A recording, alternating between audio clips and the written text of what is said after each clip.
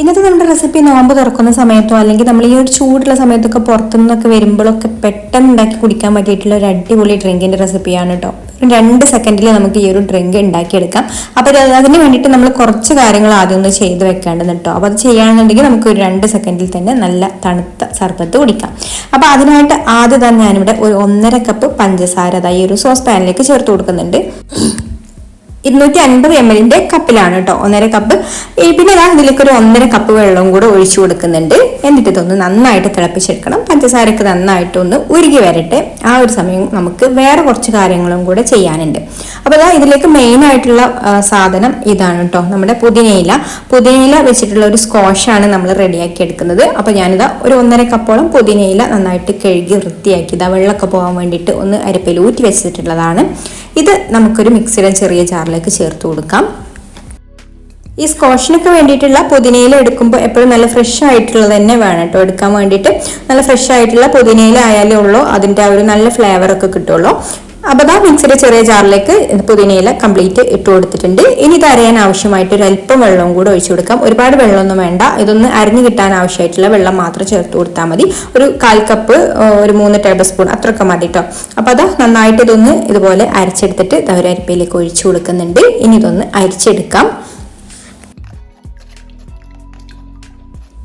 അരിച്ചെടുത്തിട്ട് ഈ ഒരു ജ്യൂസ് മാത്രമായിട്ട് എടുക്കാം കേട്ടോ. ജ്യൂസ് മാത്രമേ നമുക്ക് ആവശ്യമുള്ളൂ, ബാക്കിയുള്ളത് കളയാം.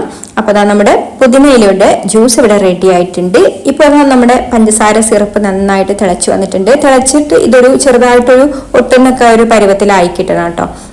ഇനി നമുക്ക് നമ്മുടെ പുതിനയിലയുടെ ആ ഒരു ജ്യൂസും കൂടെ ഇതിലേക്ക് ചേർത്ത് കൊടുത്തിട്ട് നന്നായിട്ടൊന്ന് തിളപ്പിച്ചെടുക്കാം. തിളച്ചിട്ട് കുറച്ചൊരു തിക്കായിട്ട് വരണം കേട്ടോ. അതായത് നമ്മൾ കയ്യിൽ ഒന്ന് തൊട്ട് നോക്കിയാൽ ഒരു ഒട്ടുന്ന പരുവത്തിൽ, ഒറ്റുന്ന പരുവം ആവുന്നതിന്റെ മുന്നേ ആയിട്ടുള്ള ഒരു ഒട്ടുന്ന പരുവം ഉണ്ടാവുമല്ലോ, കയ്യിൽ ഇങ്ങനെ ഒരു വഴുവഴുപ്പായിട്ട് കിട്ടും.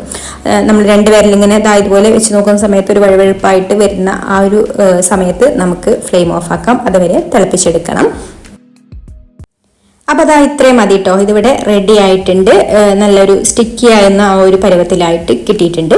ഇനി നമുക്കിതിലേക്ക് ഇത് കേട് വരാതിരിക്കാൻ വേണ്ടിയിട്ട് 1 ടീസ്പൂൺ വിനാഗിരി കൂടെ ഇതിലേക്ക് ചേർത്ത് കൊടുത്തിട്ട് ഒന്ന് മിക്സ് ചെയ്ത് കൊടുക്കുന്നുണ്ട്. പിന്നെ ഇതിലേക്ക് നമുക്കൊരു 1 ടേബിൾ സ്പൂൺ നാരങ്ങ നീരും കൂടെ ചേർത്ത് കൊടുത്തിട്ട് മിക്സ് ചെയ്ത് കൊടുക്കാം.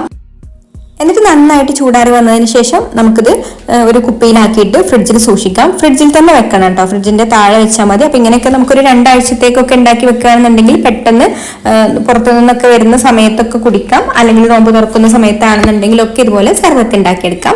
അപ്പോൾ സർബത്ത് ഉണ്ടാക്കാൻ വേണ്ടിയിട്ട് ഞാനിതാ ഗ്ലാസ്സിലേക്ക് ഐസ് ക്യൂബ് ചേർത്ത് കൊടുത്തിട്ടുണ്ട്. പിന്നെ ഇതിലേക്ക് കസ്കസ് കുതിർത്തതും കൂടെ ചേർത്ത് കൊടുക്കുന്നുണ്ട്. എന്നിട്ട് നമുക്കിതിലേക്ക് നമ്മൾ റെഡിയാക്കി വെച്ചിട്ടുള്ള മിന്റ് സ്ക്വാഷ് ഒഴിച്ചു കൊടുക്കാം. ഇത്ര ഒഴിച്ചു കൊടുത്താൽ മതി കേട്ടോ. എന്നാൽ തന്നെ ഇതിൽ അത്യാവശ്യം നല്ല മധുരം ഉണ്ടാവും.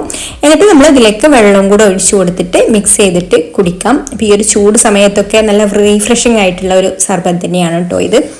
ഇനിയിപ്പോൾ വെള്ളത്തിന് പകരം നിങ്ങൾക്ക് വേണമെന്നുണ്ടെങ്കിൽ സോഡ ഒഴിച്ചിട്ടും ഇത് കുടിക്കാം കേട്ടോ. അടിപൊളി ടേസ്റ്റിലുള്ള ഒരു സർബത്ത് തന്നെയാണ് ഇത്. അപ്പോൾ വീഡിയോ ഇഷ്ടമായിട്ടുണ്ടെങ്കിൽ ലൈക്ക് ചെയ്യാനും ഷെയർ ചെയ്യാനും അതുപോലെ നമ്മുടെ ചാനൽ സബ്സ്ക്രൈബ് ചെയ്യാതെ കാണുന്ന കൂട്ടുകാർ സബ്സ്ക്രൈബ് ചെയ്യാനും കൂടി മറക്കരുത്.